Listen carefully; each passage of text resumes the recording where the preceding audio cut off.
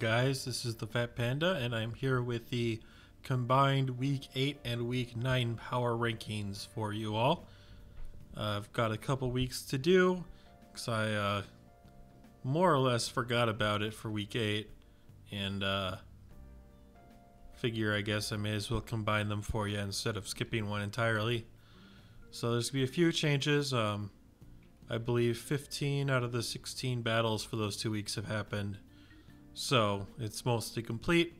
Trade deadline has passed, and there were a flurry of trades at the deadline, as there so often is, and I'll get to those too. So we may as well just start at the top like always. Number 1, still the Melbourne Duke, holding on to that number 1 slot despite losing last week in Week 9.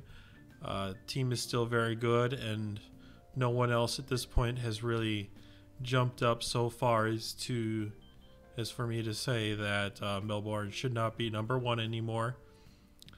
No trades made at the deadline for Melbourne, but that's not terribly surprising considering how good the team itself is. And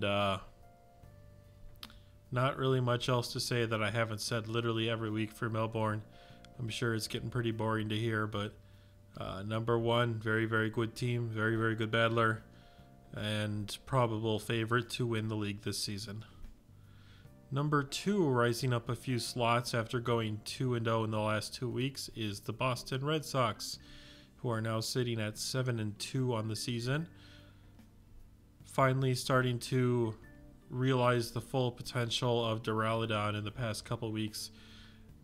Feels like he's finally starting to get a feel for the G-Max that he never got for the one before it when he made the trade. One trade to make at the deadline for Boston, ditching Dusclops for the much more generally offensive Rotom Ghost type. I'm a pretty big fan of this trade. I think the team is fat enough as it is, especially with Vaporeon and Umbreon both sticking around past the trade deadline. So getting something like Rotom, which is pretty versatile, nasty plot, trick, can be defensive if it really has to be. It's got defog, decent stab coverage. I think it'll do a lot more for the team in the end than Dusclops would most likely do. At number 3, we have Minnesota Lycanrocs dropping down 1 slot here after going 1-1 the past couple weeks, beating Seattle, but losing to Boston, who is in the number 2 slot now. One trade made for Minnesota in the last couple weeks at the deadline, dropping Orbeetle for Musharna. Must just not have been feeling Orbeetle. Maybe it wasn't a fatty enough defender, because it certainly isn't really particularly offensive. No more webs on the team, but that's not probably all that important.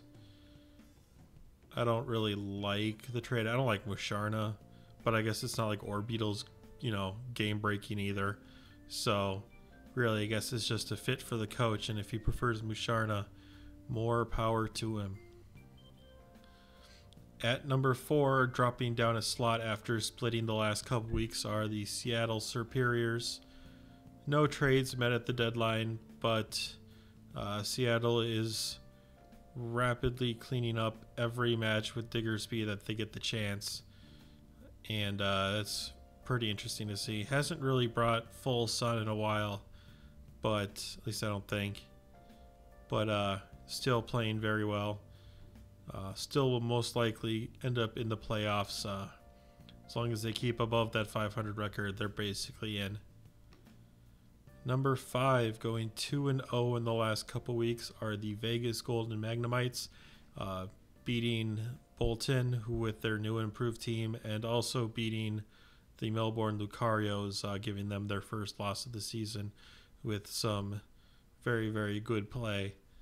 Vegas is always the sneaky underdog every season, and that's why they have 2 championships so far in the WPF. It's kind of feels like they come out of nowhere every season and just kind of start whipping people in the playoffs, which are fast approaching, and 6-3 record right now means that they are more than likely to make it in. And start throwing out some upsets. At number 6, splitting the last 2 weeks, are the Farmland Farfetched, with a victory over Atlanta, but a loss to the Sacramento Kingler. Team itself has been being played very well. One minor tweak at the trade deadline, dropping Blossom for Leafeon. I guess this is a good trade. I don't think Blossom is good at all, and I don't think it's done anything this season.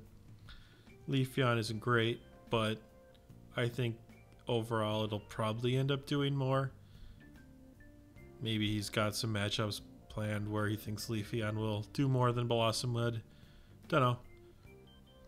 Number 7, we have the Sacramento Kingler, who have rallied off 2 victories in a row to get back above 500 and start looking at potentially being a playoff contender, taking on Farmland, another potential playoff team, beating them, and then also beating the Tampa Bay Tricity. Team itself, I've been fairly high on before, but their play was substandard. Maybe they're starting to get around, get a feel for the team, and if they can keep stringing off victories, they will definitely be there after week 12. Number 8, we have the Atlanta Beedrills, who split the last couple weeks, as so many teams did, beating Tampa Bay but losing to Farmland. Surprisingly, is using that Kingler quite a bit, and it's doing some decent work, getting quite a few kills. The Beware is terrorizing coaches, which is very interesting to see. You'd never really... It's not often that Beware is really thought of as much of a threat, so it's kind of nice. It's kind of nice to see it making, you know, splashes here and there and pulling off some victories all on its own. At number 9, we have the Warsaw Rapidash, falling down a little bit after losing, unfortunately, both of the last 2 weeks, losing to Seattle and Boston, which, you know, both most likely playoff teams. So there's not really any shame in losing to them. But the problem is, if you can't beat the playoff teams now, you're going to have a heck of a time beating them if you actually get to the playoffs. So, you know, going to have to pull out all the stops, I guess, if he ends up making it. No changes to make at the trade deadline. Warsaw must be pretty happy with their team. Although I think that they're going to end up missing that Toxtricity still. But other members of the team have been pulling up and doing some good work, so we'll see if they can continue to pull off a few victories and squeak into the playoffs there. At number 10, we have the GWS Gladiators, who went 2-0 in the last 2 weeks, and beating the Tennessee Red Gyarados and also beating Hexaville as well. Making a couple trades at the trade deadline. Shiftry is going out for Raichu Alola, and then Lunatone is going for Golurk. Not really sure what he's going for with these trades. The real problem I see is that now, especially at Shiftry is gone, he has exactly one way to remove hazards, and it feels like, you know, that's going to be a big downfall once you get to the end of the season as you're making that playoff push. If you're relying on your G-Max as your only hazard removal, there are going to be some serious problems in the future. But we will see what the plan is, I guess. He must have something for this team. At number 11, we have the Tennessee Red Gyarados, who are in free fall, down to 500.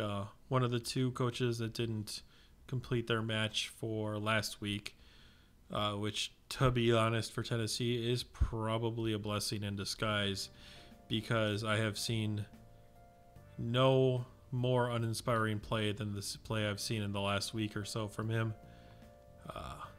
I'm not particularly commenting on the battles this week because there's so many to go over, and it just simply isn't worth it.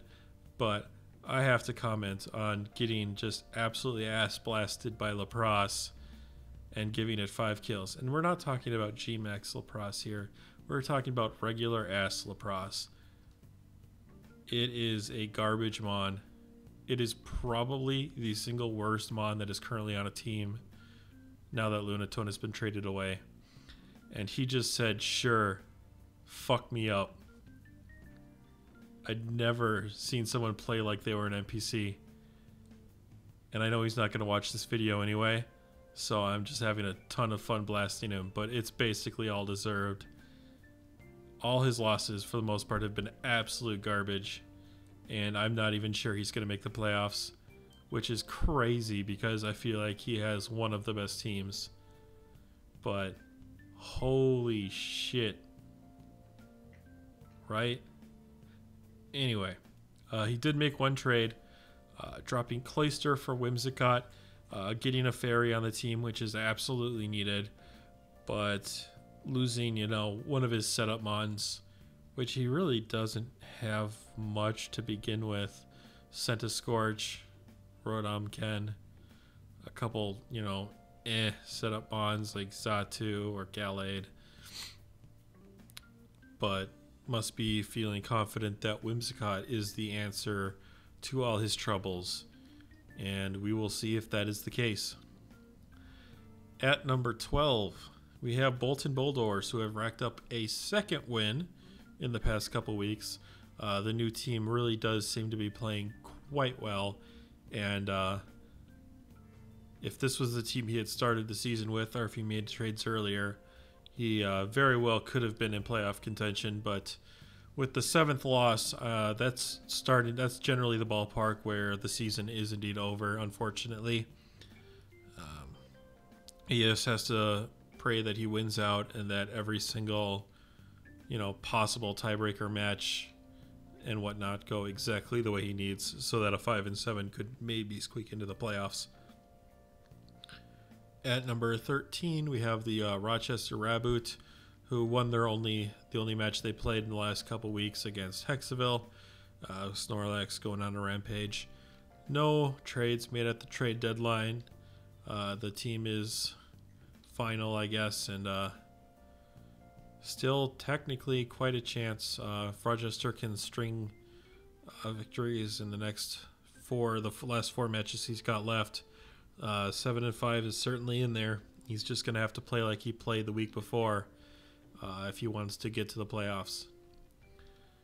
At number 14, we have the Toronto Terras, who have free-fallen a little bit as they've lost both of their last 2 matches against Melbourne and against the Bolton Bulldoors. Unfortunately, losing the momentum that they had when they were 3-4 and going into a potential playoff run. Now that they're at the 6 losses, they're going to have to win out and hope for some tiebreakers, I believe, to get into the playoffs. One trade made to rejigger the lineup at the very end. Espeon turning into Gardevoir, which is a pretty neutral trade. They're fairly similar mons. Just maybe wanted to get that fairy typing on the team or something, because I don't... Well, he's got Clef.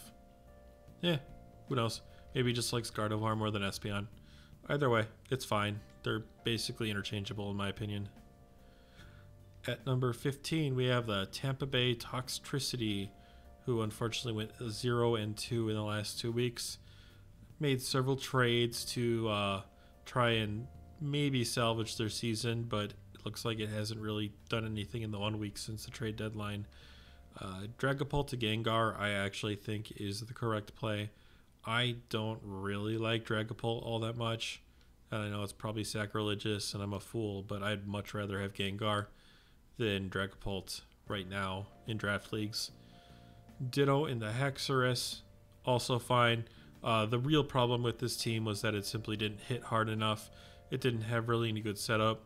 I think Gengar and Hexarus, basically turning Dragapult into those two, is a pretty good way to split up this typing, and makes the team certainly stronger. It's just, unfortunately, that's probably a little too late. Skuntank into Unpheasant. I don't really get Unpheasant. I don't think it does anything, especially not with Dynamaxing banned. So, not really sure. I think it would have been fine to keep Gengar and Skuntank on the same team, but I guess, actually looking at his team, he has 0 ground immunities. So, yeah, Unpheasant actually was totally the play. Or at least something with a ground immunity. because you need a ground immunity or two. Well, you need more than one, really, but having one is better than having zero at the very least. At number 16, we have the Hexaville Hunch Crows, who lost both their matches in the last 2 weeks. Made a flurry of trades at the deadline, flipping the Gardevoir for Espeon and then actually dropping Espeon entirely for Frostmoth. Picking up Crawdont and Surfetched as well off the free agent pool. Some interesting trades made there. I love Frostmoth. I just love like Frostmoth as it is. I don't know if it's any good. It's just like a cruddy Volcarona, but there are certainly times where it's going to be able to just absolutely destroy the opponent. And I think it gets like Defog Roost, and with boots it could actually be an interesting kind of special Waller Defogger type thing, kind of like Volcarona could be if it was around, which will be next month in the next season most likely. Crawdont, Surfetched, that's a lot of hard-hitting physical offense right there, which is most of what the team already has, but we will see where he goes from here. Some interesting trades. I like watching Crawdont at least be used. I think it's a pretty fun mon. Here we've just got the general recap for you guys. If anyone wants to skip here. A few rises and falls. Right now I'm pretty confident in like the top 6. They'll all make playoffs. And then like 2 of the next 4 I think is certainly reasonable. And that's, of course, I'm not looking at like divisions and stuff, so I don't know if that's even possible. But I think that's reasonable. I wouldn't be surprised if it was literally the top 8. Like, Warsaw is having a rough time. I don't think the Gladiators are consistent enough to make playoffs, and while Tennessee's team is really good, he's playing like hot-ass garbage, so I don't know. We'll see. We've only got a few more weeks to go. 3 more battles for everyone except a couple of you. And we'll see how the playoffs shake out after that. So until next week, I will see you guys later.